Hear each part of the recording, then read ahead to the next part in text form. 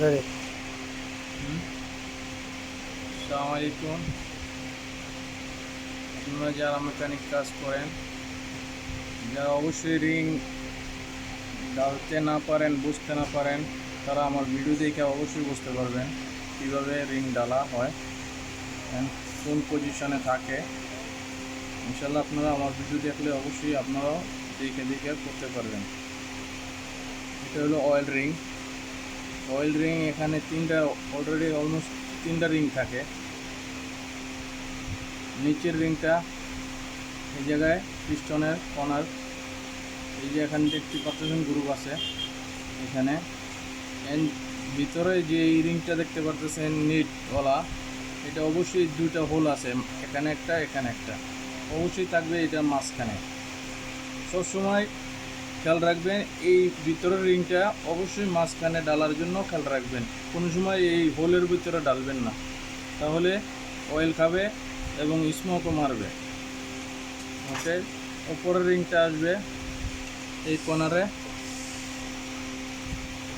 এটা কর্নার আসবে এই কর্নারে আসে নিচেরটা, এই কর্নারে আসবে উপরেরটা।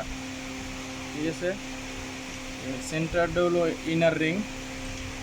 অবশ্যই খেয়াল করে দেখবেন আমার ভিডিওটা। এটা আছে নিচে রিংটা, ইনার রিং আসবে এখানে কর্নার, দেখতেই পারতেছেন কর্নার। অ্যান্ড টপ রিং অবশ্যই খেয়াল রাখবেন, টপ রিং আসবে এই কর্নারে। Last finishing, almost finish ring setting. এখন আমি ডালবো ইঞ্জিনের ভিতরে।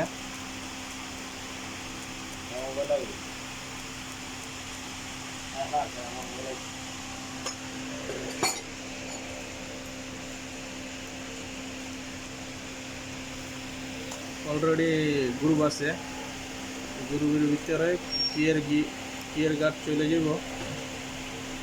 ফিনিশ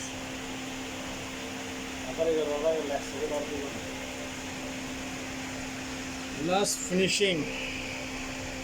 পিস্টন ডালার সময় এই মার্ক অবশ্যই খেয়াল রাখবেন, এটা ইঞ্জিনের আগে যাবে, টাইম ইনসাইড। Time inside. ওকে,